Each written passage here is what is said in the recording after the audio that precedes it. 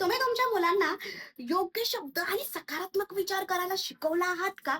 कारण शास्त्र सांगतं जिभेवर सरस्वती बसलेली असते आणि ती सतत तथास्तु म्हणत असते. तिथे सायन्स सांगतं, की शब्दांचा तुमच्या आयुष्यावर इतका परिणाम होतो, की त्याचा थेट संबंध हा शारीरिक आणि मानसिक आरोग्याशी असतो.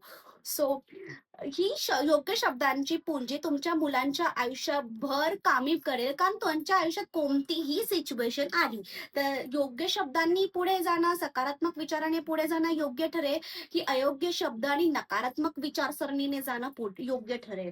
तर योग्य शब्दांनी जाणं योग्य ठरेल, राइट? सो सायन्स हे देखील म्हणतो, जर आपल्याला जर एवढंच इम्पॉर्टन्स कळलं आहे, तर आपण जागरूकपणे का बरं योग्य शब्द आणि सकारात्मक विचारसरणी ठेवू नये? सो त्यालाच नाव दिलंय स्वयंसूचना. म्हणजेच तुम्ही दररोज काही वाक्य जी योग्य विचारसरणीची आहे ती 5 मिनिटं म्हणाल आणि हे तुम्ही दररोज म्हणाल.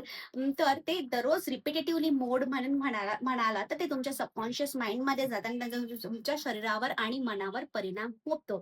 त्यालाच म्हणतात अफर्मेशन्स. त्या या अफर्मेशनचा तुमच्या मुलांच्या लाईफमध्ये इन्क्लूड करा, जेणेकरून त्यांच्या शारीरिक आणि मानसिक आरोग्यावर त्याचा योग्य परिणाम होईल आणि त्यांना सवय देखील लागेल, की डे टू डे लाईफमध्ये योग्य शब्द आणि योग्य विचारसरणी करण्याची सवय देखील या अफर्मेशन्समुळे लागेल. सो हे नक्की तुमच्या मुलांच्या आयुष्यात इन्क्लूड करा. Thank you.